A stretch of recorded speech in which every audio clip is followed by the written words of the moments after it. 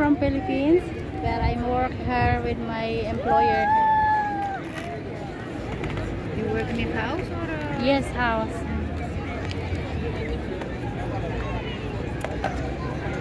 Yes, may mga police din. Thank you, ma'am. We're gonna go. Yes, ang dami nilang tao.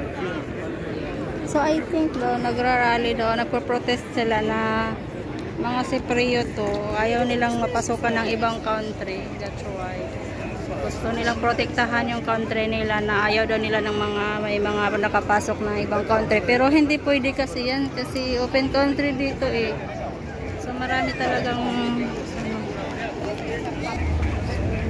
daming mga police, Diyos ko. Pero gusto ko nang umalis dito, baka